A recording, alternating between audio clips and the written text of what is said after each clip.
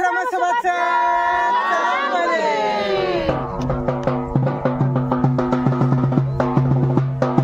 हे काय करायला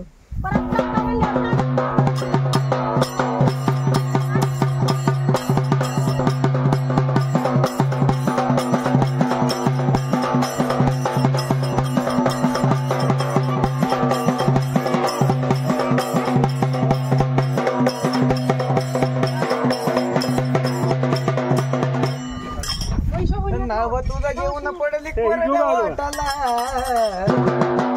आजोबा नाव तुझं घेऊन पडली कोरड्या ओठाला पडली कोरड्या ओठाला अरे मला पुन्हा जन्म घ्यावा पोटा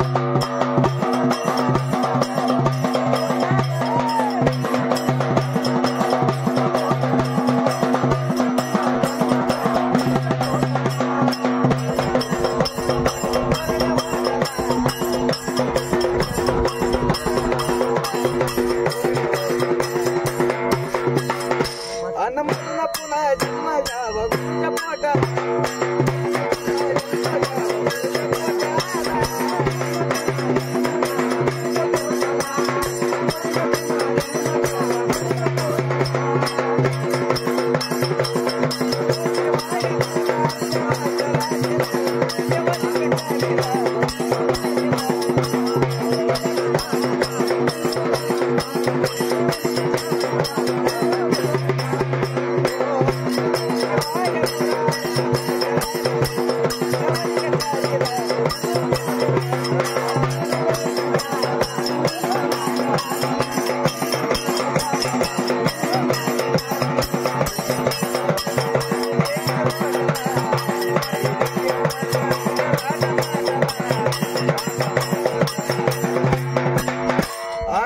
पुन्हा जन्म घ्यावा पोटा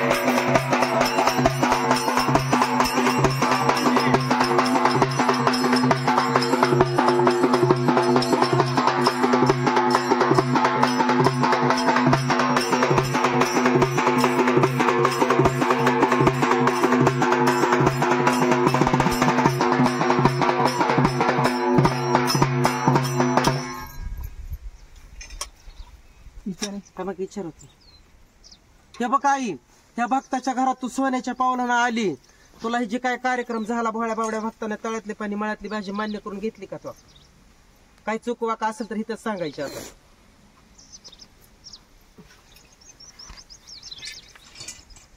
खडा खडा बोल काय का मान्यता आता तुला? सगळं केलं या. तुला आता गुरुमार्ग झाला 2 डोळा तर 4 डोळे झालेत तुला आता. आनंद आहे ना. बर असंच भक्ताचा आनंद करायचा. आणि तू ह्या भक्ताच्या घरात सोन पावलानं आली तशी या मातीचं सोनं, घरादाराचं सोनं, परपंचाचं सोनं, लेकरा बाळाचं सोनं, गुराढोराचं सोनं केलं पाहिजे. तू करणार का? तुला नवरात्रात चप्पल पाळणं होईल का? हो. हा लेकी सोनाचं लेकी सोनाचं बाळात पण तुला रुजू करून घ्यावं लागल. लेकी सोनाचं राहिले. आडल्या नडलेलीची मदत तुला करावी लागल, कारण लेकी सोनाचं बाळात पण करायला कोण बाहेरचं येणार नाही. हो. आणि जरी परपंचातनं तुला भोळ्या बाबडी भक्तीनं आईची सेवा रोज नाही घडली तरी आमुषा पौर्णिमेला सेवा करावी लागल तुला. हो. मग तुझ्या परपंचातनं तुला रोज होणार नाही. करीन ना. हा काय विचारायचं का अजून? आणि जी भक्ताच्या मार्गात घरात चितलेला आहे ते आज वर्षाभरापासून वंशाला दिवा लागावी एवढीच इच्छा आहे भक्ताची. काही आडे अडचणी असले तर सांगा लगेच इथं.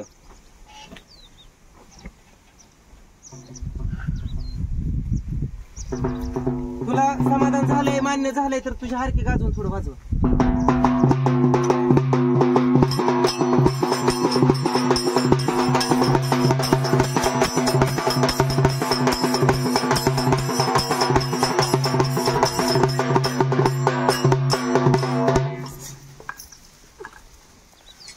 हारकी गाजून जायचं आहे.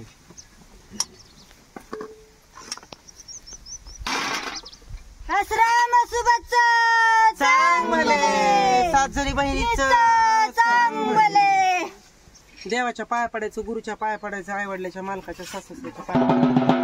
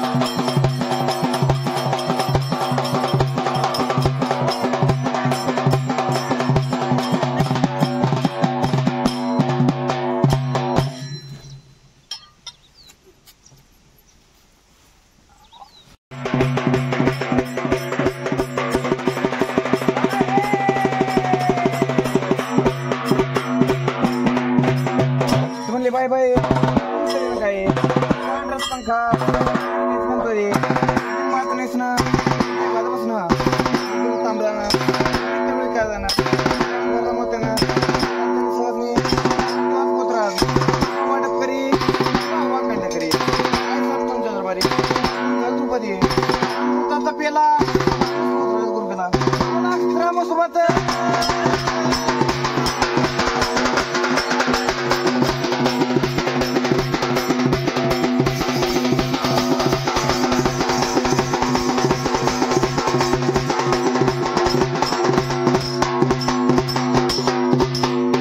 बाया तुम्ही करा पूजा.